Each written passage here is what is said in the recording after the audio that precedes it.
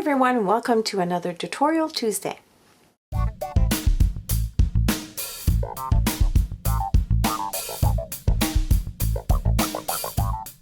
So you might be wondering, what the heck is this? This is an accordion flip album. You're seeing an aerial view of the top of the album right now. It looks complicated, and yet when you have the right tool, it's quite easy. So to make this album, you're going to need two specific dies from the Karen Burniston collection. There are some things that you need to know in order for your book to close properly and open properly.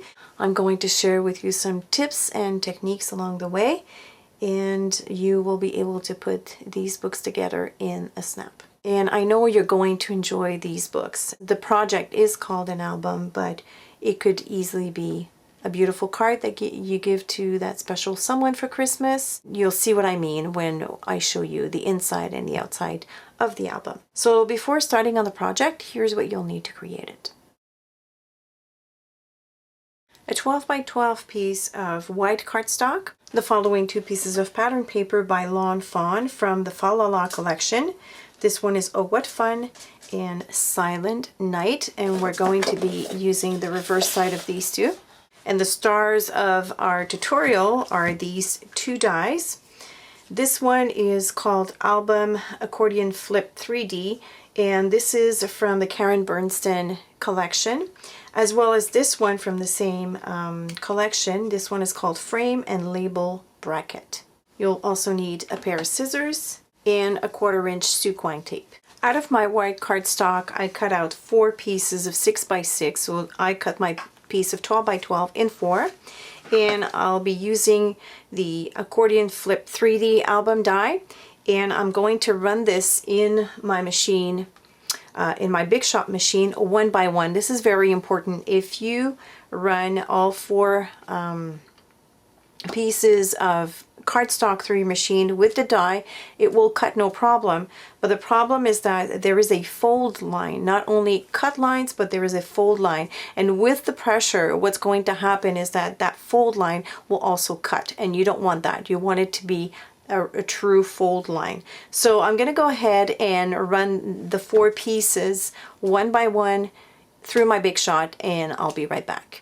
Something else to keep in mind is when you're using a die that has a fold line, it is best to use a crease pad. And a crease pad is made of a very rigid rubber, and you might have to shim over that, but it's just a matter of adding either shims that are specifically made for that. They're kind of like very thin thin plastic films like this, or you can use just regular cardstock.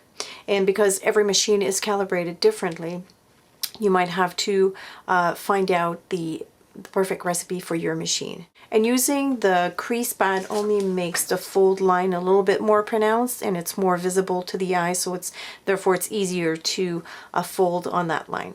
I have my 4 die cut pieces here. So here's a close-up of one of them, and to the right of the piece there is a fold line right here. It is tough to see because it's white on white and it's on textured cardstock, but there is a fold line here, and that delimits the glue tab that's on the right here. So we're going to use this glue tab to adhere our pieces together. And there are also 2 small fold lines, one up top here and one at the bottom, because this panel will swivel. So to help the panel swivel, you need to crease at the bottom and on top here. So I'm going to take each piece one by one, and I'm going to crease them.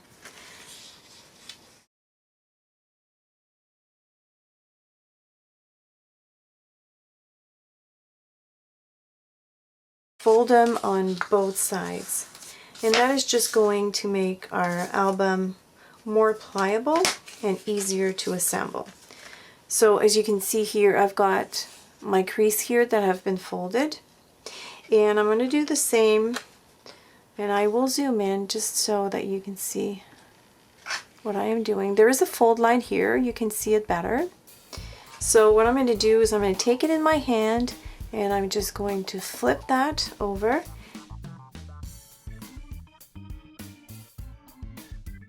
So now you've got the swiveling panel, And I'm going to do the same thing for the next 2 panels.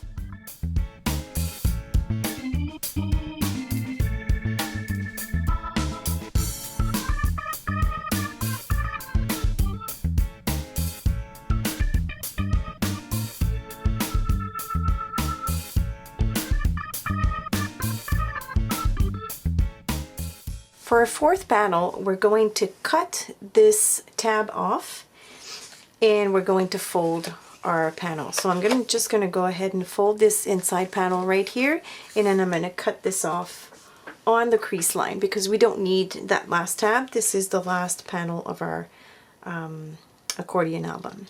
I've just gone ahead and used my scissors, but you can also use your paper trimmer to do that. Now that we've got our tab to the right, we're going to cut off these 2 tabs here on the inside panel as well, because we do not need them.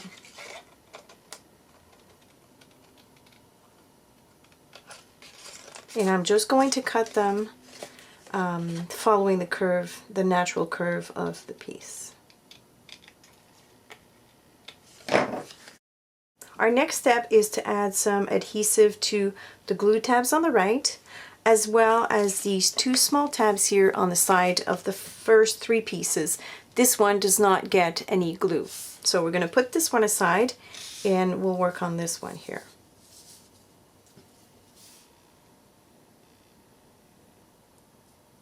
And I like to put my adhesive close to the fold line, but not on the fold line. You can use your hands to tear off the tape. I like to use a scissor because for some reason it's just easier for me.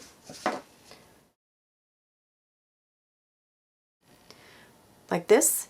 And then we're going to add some adhesive on the inside flap on those 2 little tabs here.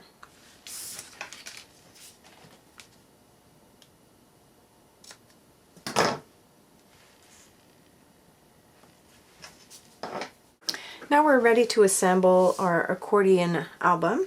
So I have my adhesive uncovered right here, and I will take the next panel and I will glue this piece here, the straight edge, and not the one with the tab, but the straight edge, right next to the fold, but not on the fold line.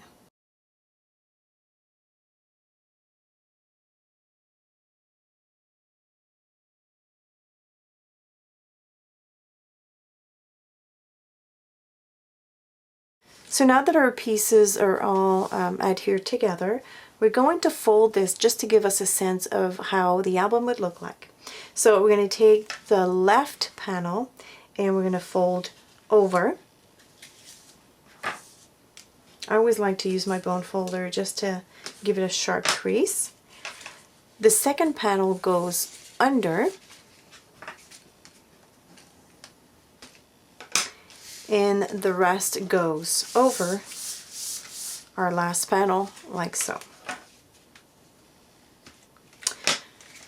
And as you can see, we've got an M. Now we need to attach these panels together to get the full effect, but before we do that, we need to start matting our pieces, meaning that we want to add some pattern paper to these pieces, because once they are joined together, it'll be impossible to decorate those panels. So for this, I'm going to move this to the side. These are the 2 pattern papers that we're going to be using to decorate the album. So I'll be cutting each of these pattern paper into 4 pieces of 6 by 6, and I'll be running each paper with the frame and label bracket die. Now, because there are no fold lines on this die, you can cut more than 1 piece at a time. My suggestion is that you limit yourself to 2 pieces at a time, and that way your edges will always look nice. So I'm going to go ahead and do that, and I'll be right back. I have a tip for you. Before you actually cut this into 4 pieces of 6 by 6, you might want to cut out that beautiful border at the bottom, which is on the reverse side of the paper information. This would make a beautiful accent on a 12 by 12 layout, so you want it at full length. So I'm just going to go ahead and cut this off, and then I'll cut my piece into 4 pieces of 6 by 6. Each time you run this die through your machine, you're going to get 4 cutouts. You're going to get the outer layer, which you can probably save if you want to trim around it to make it an even border, but we're not going to be using this. You get a large frame, an inside frame, and the panel. We're not using this piece. We're only going to be using the outer frame and the inside panel. But this piece is very usable, so you can keep that in your stash, and you could use this either as a photo frame on your layout or as an accent on any of your other projects. So I'm going to put all these aside. So there are all our pieces to decorate our album, so I'm going to push them up here, and I'll bring in my accordion album.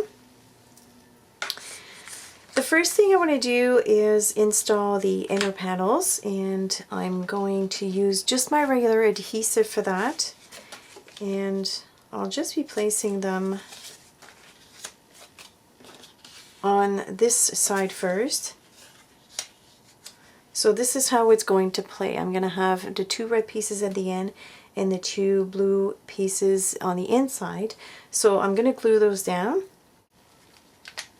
just with regular adhesive.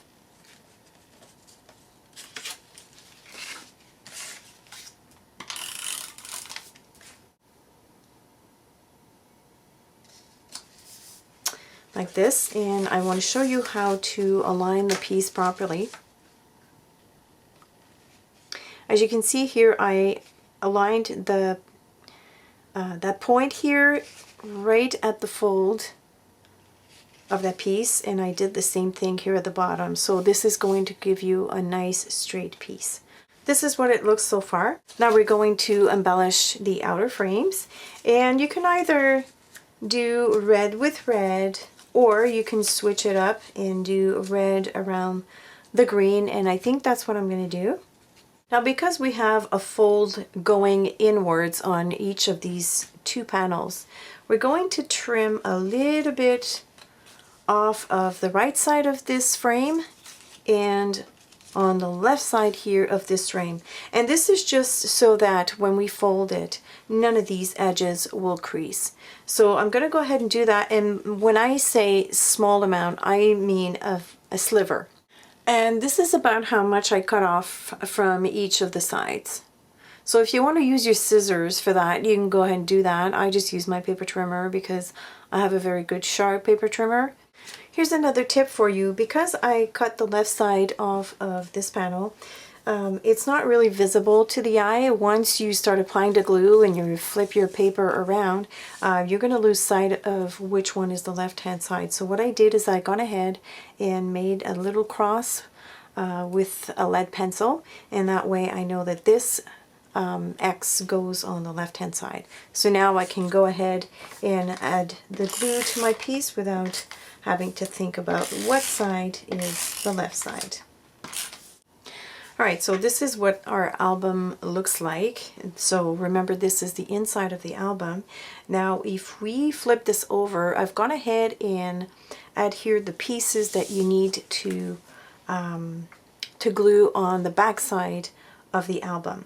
So I was able to put the 4 frames, the outer frames right here, but do not adhere the inside panels of the last 3 frames. You can glue down the first panel on the left, but not these 3, because what we're going to do when we flip this around is we need to now join these panels together. And if you have a decorative piece here, the tabs will show on the back over your pattern paper, so we need to add this afterwards.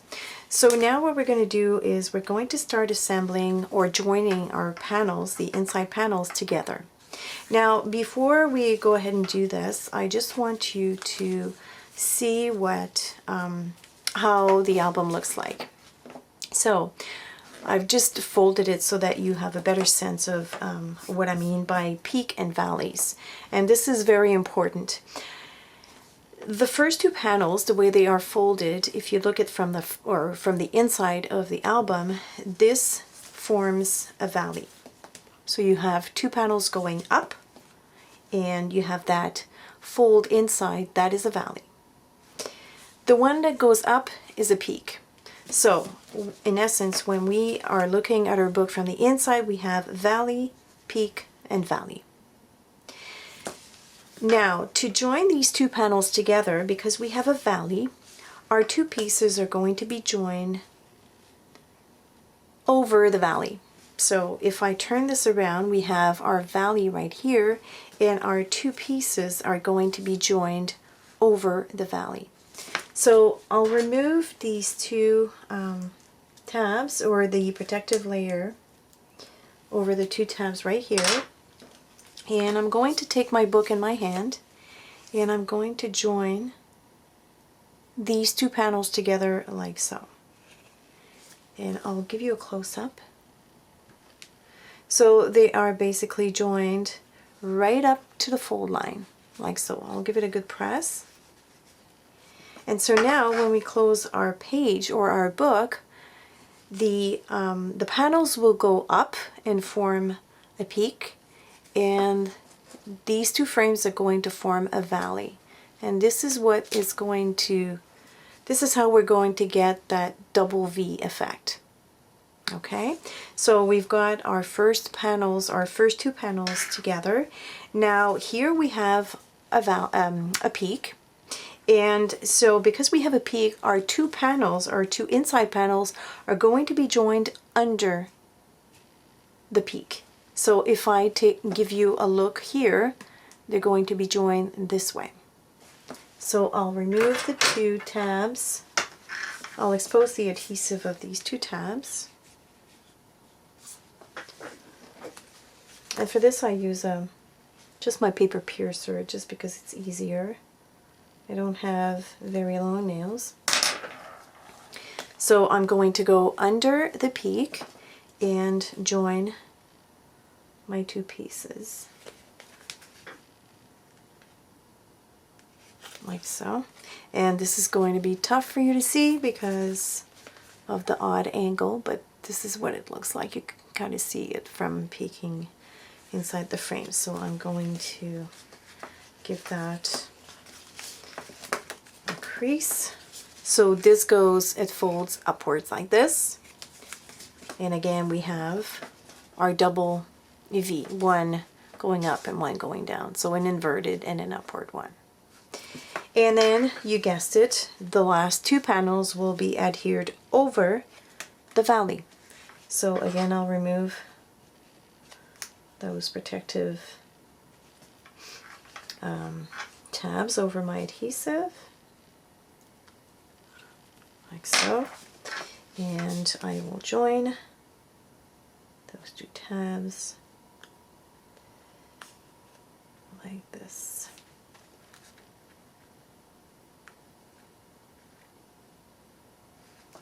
Like so. Give it a good crease. Now if your adhesive shows through, just roll it up or just remove it with your fingers. And because I have a valley, I'm going to have a peak. So I'll be folding these like so. So now we can close our book accordion style, and this is what we'll see from the top. Now you can go ahead and adhere the last pieces over these on the outside of your album. I realize it's an odd angle, but it's doable, and this is the reason why I didn't want you to glue those pieces down, these pieces right here, because these two tabs would have showed right over that pattern paper, and we didn't want that. It gives it a nicer finish. I mean, of course, you're going to see a little bit of the tab, but that's unavoidable. So I'm just going to go ahead and glue this down. Here we go. And this was our last piece. And I'm going to show you what it looks like. So as you can see, it's very easy to fold. This was the back side. So if you look at our book from the front, this is what it looks like, and then it will unfold this way. So the main construction of our album is finished in that we have all the pattern paper adhered and the basic mechanism is complete. Now obviously I've limited myself to 4 panels. You can make this however long that you want, and this could be a scrapbooking album, or if you keep it short this way, it could be a very nice card to send to this faraway relative. You can add photos of your kids, your pets, your loved one, whatever suits your fancy. Now obviously we're not going to leave it at that, but for today this is part 1, and I just wanted to show you and share with you some of the things that you need to know to assemble this album. On Friday we're going to decorate it. We're going to add some fun elements, especially one in the middle, and you don't want to miss this. I'm really excited about this one. So make sure that you come back on Friday for our part 2 of this tutorial. In the meantime, thanks for watching. If you have any questions, as usual, leave them below, and I will talk to you Friday. Bye!